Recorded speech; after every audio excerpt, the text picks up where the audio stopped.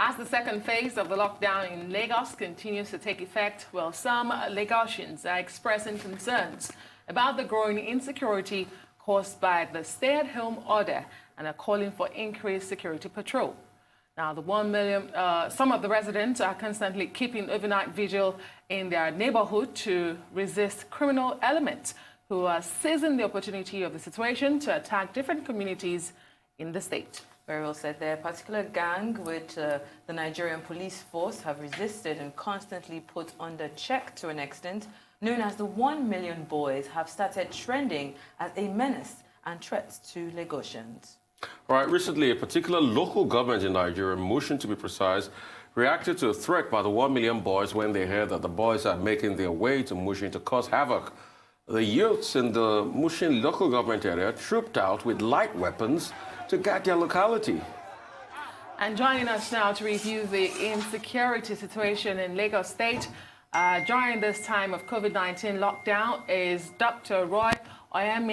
Okhidievbie, a security expert and former military personnel. Thank you so much for joining us. Thank you. Perhaps you've listened to our initial conversations here, but my first question to you would be that this is not a new phenomenon where we see this rivalry or criminal gangs, the 1 million boys so-called, or the Awawa boys that they are called in Lagos. However, in this recent time of a lockdown, they seem to be more emboldened ever than before. What, in your own assessment, is responsible for this? Well, I'm happy that your colleague on the studio there is already telling you about 4 years ago that he did a survey on the Awawa boys.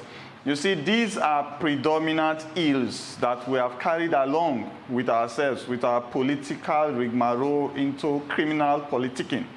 Now, if you look at these youths that we have digressed from their future goals into criminality, arson, murder, and cultic activities, you will understand that they are armies at the disposal of political wigs, big wigs. Now, at the onset of the COVID, we had about 2 or 3 sessions together, and I told you guys, I said, apart from the people getting angry that they are not settled, what about the criminal gangs? What about the thugs, the armies of political thugs?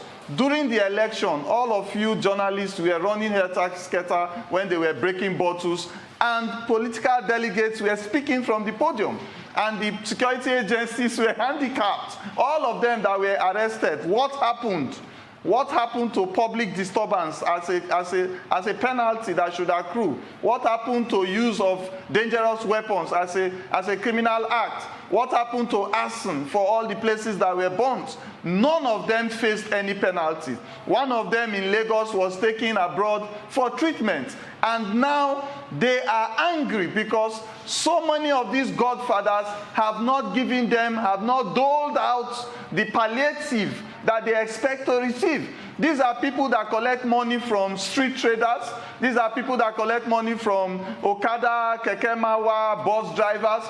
These are people that constitute their own government, that even landlords pay dues to them, store owners pay dues to them after paying tax to the government. And now you are going to lock down the states. How much have you given to them? What are the promises you made? Did you keep them? And that is why you see them coming out like this, and nothing will happen. Go and trace all those that have been arrested right now. You see them on the streets, smoking in their walking by you and telling you you can't do nothing. Right. I mean, these are very, very dark times for us, and it's quite very painful. I'm very excited you talked about, look at those that have been arrested. You see they are quickly released. Somebody said off record that a top security agent did tell him that when you meet these boys, fight them and deal with them. This is anecdotal anyway, I should state. And deal with them, because if we arrest them, their godfathers will come and release them and bail them out. What do you say to that? Well, you know, when I was at Obalende Dodan Barak, when I was still in the army, I was a member of the Operation Sweep then. And most times when we arrest miscreants, they will be begging you, hand me over to the police. And we'll be wondering that, hand you over to the police, they will take you to court, you will go to jail. And they will be laughing and say, Oga, we jail, take us to the police. And I don't blame the police, because at the end of the day, who determines who is an IG in Nigeria? Who determines who is a commissioner of police in Nigeria? Who determines which police officer is posted for international programs, international training? Who determines it? All these politicians have taken over the agencies. They have demolished the structures in the agencies. The hierarchy, control, and command has been demolished. So what you have now is whatever a political bigwig can muster.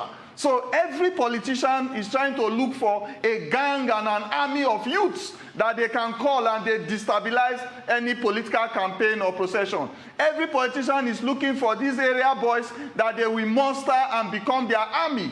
And when they are in political parties, they speak without power that they can control. So it's a pity. This is where we have found ourselves. When are we going to look back and say, can we digress from irregularities, criminalities, and follow status quo? Because right now, nobody is traveling abroad for any medical treatment. Nobody is traveling abroad for any holiday. Nobody is traveling out when there is mayhem and crisis. We are all here to face it. They will jump over your fence and they will come and meet you in your house. So who is going to bail the cat? Who is going to come out and say, it's time we put things right? The governors just met now. They are asking for another 12 and 14 days lockdown. And they just got monies released to them from the national post. In that money released to them, what was accrued for security? What was accrued for the medical personnel? What was accrued for testing centers? What was accrued for ventilators? What is accrued for palliatives? How many BVN numbers do you have in your state for your citizens that you can send 5,000 naira to them? So we are here. We are going to see how it's going to blow out.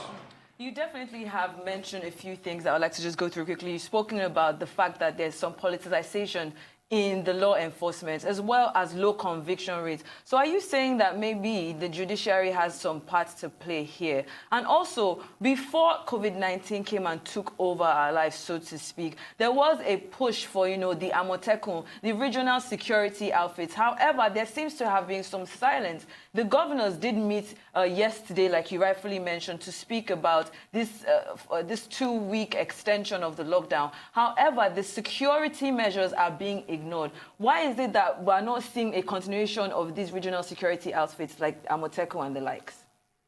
Thank you very much. You see, every government has what we call angles of checkmates. In Nigeria, the greatest checkmates that have been locked up somewhere is called accountability. There is nowhere anybody has accountability in what they do. They come out with a juicy program, all with the interest that they have to gain. In the Amotekun, when they do the hula baloo on the Amotekun, the whole state governors, both in the north, started coming out with their own programs. We're going to have our own, each getting juicy names. And monies were released. Monies were voted. It was a campaign. Vehicles were bought. All of that, immediately COVID sets in, would have shown their relevance. They went to sleep. Who is going to ask, where are these monies that were released to train XYZ number of persons? Certain persons, the IG came up and said, community policing to checkmate Amotekun. Everybody go to your local government, go to your councillor, go to your police command, go and do biometrics, go and register as a member of community police. Where is that database? Who is effecting the use of that database now to help to checkmate these criminal activities? Where have you seen a meeting, a town hall meeting in a hotspot zone to say, can we speak to those that employed and enrolled for regional and community policing? You see, accountability is dead. And because of that, our criminal justice system is already is an orphan. Because if you look at the prisons, they have changed their name to a correctional center. Is it a name change that we want? The Nigerian Police Force changed their name to the Nigerian Police, that they are removing the force so that they will become mediators. The mediation skills was sold abroad, and now they have come in with removing prisons to bring correctional center. What are the inputs, the content the relevant initiatives in a correctional center, do we have them? We don't. So changing of names will be continuous, and accountability is key. I can understand why you're so passionate about this. Lots of pertinent questions, but we have to go on a break now. When we come back, we'll talk some more, especially about the solutions. Stay with us.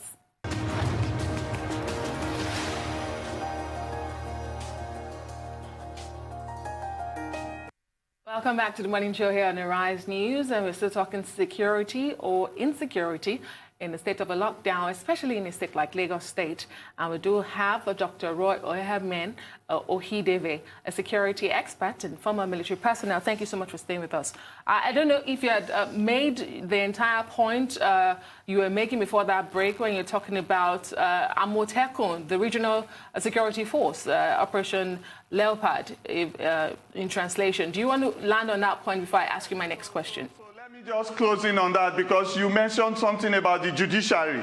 I want to tell you that it's unfortunate. You know, we know that doctors have been running out of the country to get jobs abroad, but we forget to see that our lawyers, our judicial system is actually one of the begging units in our professional platforms. A lawyer takes about 40,000 naira salary for those that are at work. As I speak to you, Evans' case, the kidnapper, remains a very big slap on the judiciary of this country. Wadume, even all the security agents that killed themselves because of Wadume, till date, I don't know if I got the name right, till date, nobody has come up to really pin down a judicial process to sentence that guy to whatever we want to do. Now, in all of these cases that you see politics coming in to marry with professional and statutory roles, there is not going to be any result. Okay, let's talk about some response, because when this initially started, the police in Lagos dismissed it as fake news because they say they deployed men to these locations only to find out that there were panicking residents who alleged that they've heard reports of these criminal gangs in nearby communities, but it was never in the communities they were. So how do we respond, report, and gather security information in a time like this so that we do not misuse the already underfunded or minimal resources of the police that we have at the moment? And how do we ensure that we do not even discard the true SOS calls when they do arrive? And secondly, we now have armed youths who are now securing their communities. What does this portend for those communities and the security agencies? Yeah, thank you very much. You see, over the years, we have failed to initiate data system. We have failed to initiate community policing and community security system. We have failed to identify persons with where they live, what they do, who they are, and who their family tree is. Growing up, I used to see a lot of family trees, the uncle, the auntie, to the community, to brothers and sisters extended. All those have collapsed now. But I want to say that when this whole thing started up, it is an opportunity. In every crisis, there is an opportunity. I see the police and the agencies and the government missing out on a very key opportunity called data system. In this situation that we are now, this is the time to go and meet the area boys and say, I want to see all of you. Write your name down, write your BVN number and your account number. If it is 2,000, 5,000 you want to send to all of them, you already have a database. You already have someone to talk to. In all this fake news that is flying up and down, yes, the people are right to escalate their fears. Everybody is in their home. They hear bottles being broken. They hear gunshots left, right, and center. They are calling the media. They are calling the DPO. The DPO is fatigued with calls, and he doesn't even know what to do. He has no button to play to give him the data sequence. He has no intelligence to follow through, to know which area. He has no contact persons. He has no mole within the area boys clique, the Awawa boys, the 1 million boys. None. So all he's doing is working on hearsay. People are working on the escalated hype of crisis, crisis, crisis. So I will advise that every policing system must have a target audience. They must hold to bear on estates. Estates have communities. They have chairmen. Every street that you see with a gate right now, they have committee. They have security committee. Every mechanic that you see, they have an association. Carpenters have association. Taxi drivers, Uber drivers. The police is supposed to have contact persons, contact numbers from all of this. So if you have an escalation that there is fighting at Ikeja, you are not supposed to say it is fake news. It is your duty to find out where that fear is coming from. If it is from Mushin and not Ikeja, find your way to Mushin and show us that you have the whole town in your hands. As police officers, you are supposed to have disintegrated into the society. We have the PCROC. We have a lot of relationship with the police. So I'm not blaming the police because technology is key in that angle. And there's a second question the to second part to my question about the armed young men we are now seeing guarding their communities. Is that a security threat on our hands? Yeah, it is. It is. Let me tell you why. Right now, every young man that you see that are taking up arms to protect his community has seen that the security agencies' capabilities have collapsed. If they know that their capabilities have collapsed, that is why they are now taking up arms. They have no respect for the agency. The respect and control the agencies are supposed to have. So why will I give intelligence to the police when I am my own police? Why will I give intelligence to the army when I'm the one protecting myself? That is why you see even in areas of terrorism, the civilians don't give information to the military. Because immediately I see that the terrorists can deal with the military, the criminals can deal with the police, I don't need to follow through. So we need to go back now and ask them to down arms. We need to take over security of those spaces. We need to ask those youths to go back to social distancing and wait for government palliatives. And government should give palliatives. Then the police should take over the security.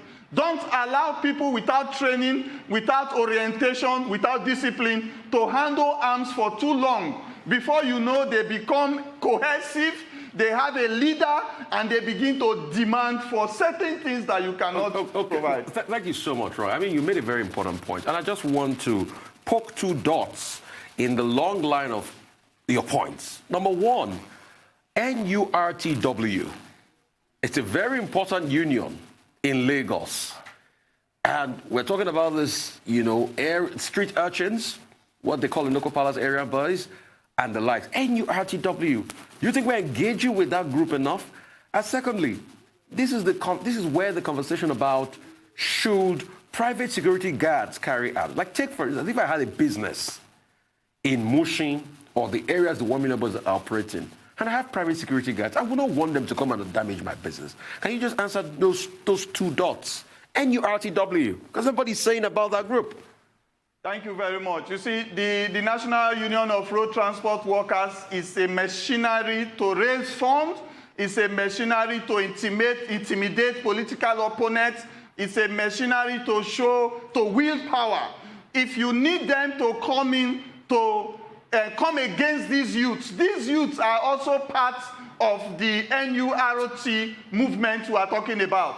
All of them fall under the same cabal. They are controlled from a single button. So right now, the NURT, they are hungry.